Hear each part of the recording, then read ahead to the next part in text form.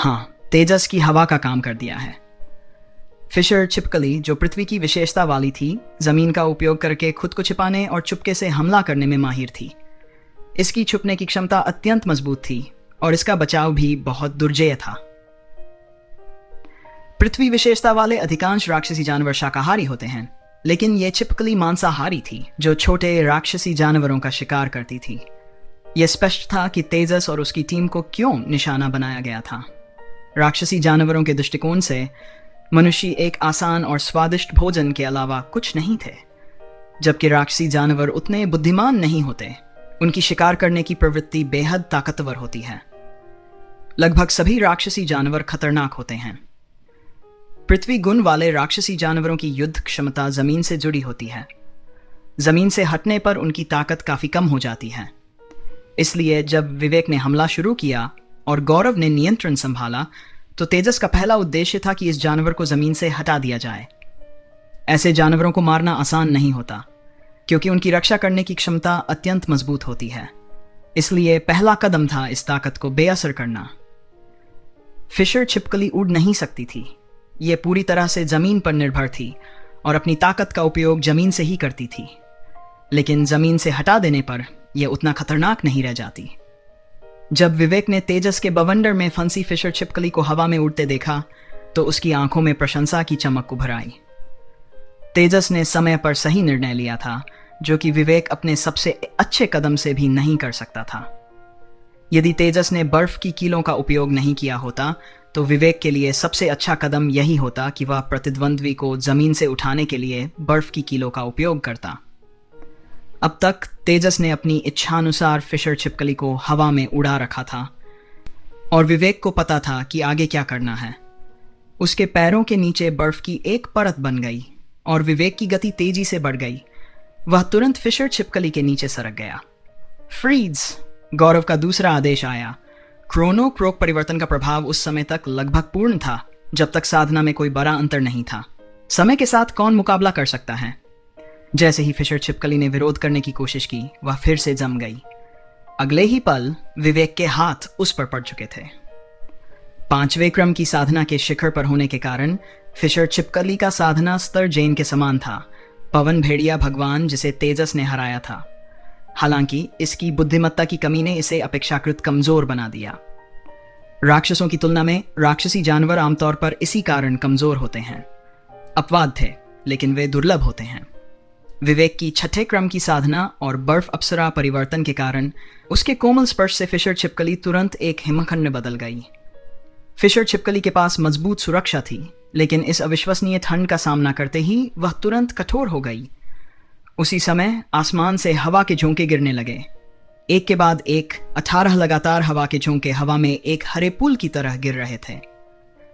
प्रत्येक पवन ब्लेड ने अविश्वसनीय सटीकता के साथ एक ही स्थान पर प्रहार किया। फिशर छिपकली की रक्षा बेहद मजबूत थी। पवन ऊर्जा से संचालित 100 पक्षियों के होमिंग स्ट्राइक का सामना करते हुए भी ये 8वें वार तक टिके रही। उसके बाद ही इसकी गर्दन के शल्क टूटकर अलग हुए। जब उसने संघर्ष करने की कोशिश की, तो गौरव ने तीसरी बार ठहर जाओ का आदेश दिया, और फिर कोई फिर नहीं था। इस अद्वितीय फिशर छिपकली का सिर उड़ा दिया गया। खून बेतहाशा बहने लगा, जैसे ठोस बर्फ लाल हो गई। उसका विशाल शरीर, जो 3 मीटर से भी ज्यादा लंबा था, जमीन पर गिर गया।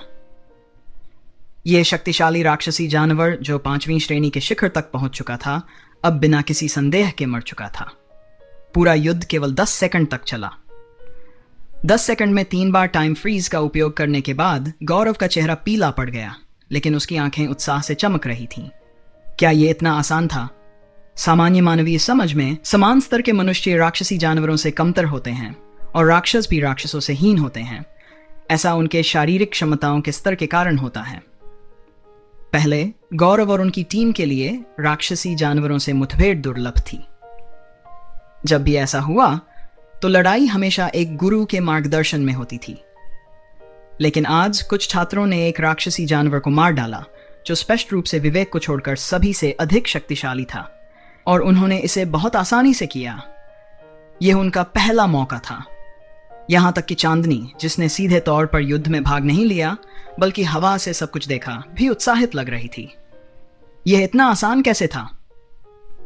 फिशर छिपकली के गिरते ही विवेक ने तुरंत तेजस की ओर देखा। उनकी नजरें मिलीं और तेजस ने उसे अंगूठा दिखाया। विवेक ने भी मुस्कुराते हुए अंगूठा दिखाया।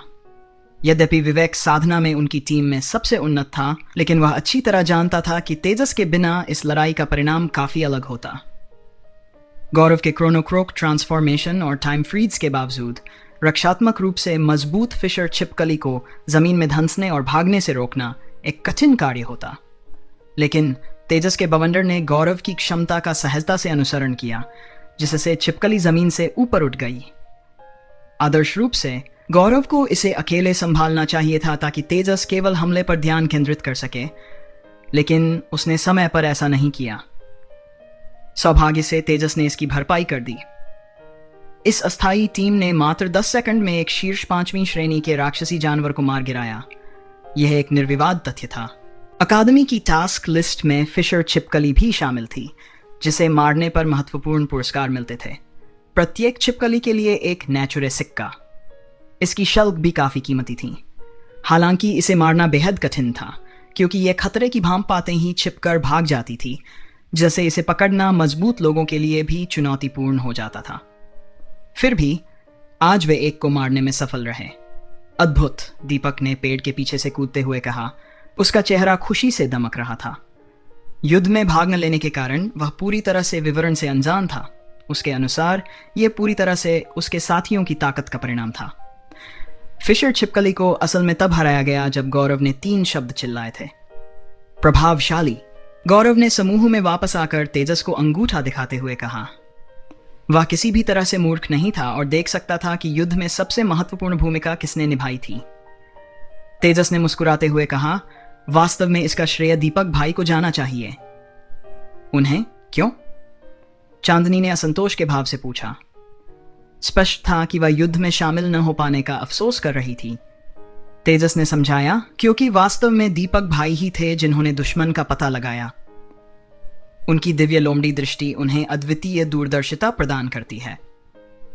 यह अभी पूरी तरह से विकसित नहीं हुई है, लेकिन जब उन्हें असुविधा महसूस होती है तो इसका मतलब आमतौर पर होता है कि कोई खतरा सामने है। यही कारण है कि मैंने तुम्हें सतर्क रहने के लिए कहा था, वरना अचानक हुआ यह हमला किसी को भी बुरी तरह घायल कर सकता था। गौरव ने सिर हिलाया, अभी भी कुछ हद तक चिंतित था। उसे अपना क्रोनोक्रोक ट्रांसफॉर्मेशन दिखाने का मौका नहीं मिला और सामान्य मानव रूप में फिशर छिपकली की एक वार से उसकी हालत गंभीर हो सकती थी। दीपक ने अपनी महत्ता पर सवाल उठाते हुए आंखें झपकाईं। उसे अपनी भूमिका पर पूरी तरह से यकीन नहीं था। तेजस ने विवेक से कहा, वरिष्ठ भाई, हमारी टीम एक इकाई है। क्यों न हम वापस लौटने पर अपनी सारी कमाई बराबर बराबर बांट लें? विवेक ने उसकी ओर देखा और बिना किसी हिचकिचाहट के सिर हिलाया। यह उचित ही है। अगर मुझे सही से याद है तो फिशर छिपकली एक नेचुरे सिक्के के बराबर है। वाह, हम अमीर हैं, हम अमीर हैं। दीपक ने फिशर छिपकली की लाश के चारों ओर खुशी से नृत्य किया। विवेक ने हल्के मनोरंजन के साथ सिर हिलाया और चांदनी से कहा, चांदनी, कृपया यहां देखती रहो। मैं फिशर छिपकली की लाश का ख्याल रखूंगा। विवेक ने अपनी बात पूरी करते हुए बायां हाथ ऊपर उठाया। तभी तेजस ने उसकी कलाई पर एक ब्रेसलेट देखा जो लगभग 2 अंगुल चौड़ा था। ब्रेसलेट पर जटिल पैटर्न उकेरे हुए थे और उसमें से हल्की ऊर्जा के उतार चढ़ाव महसूस हो रहे थे।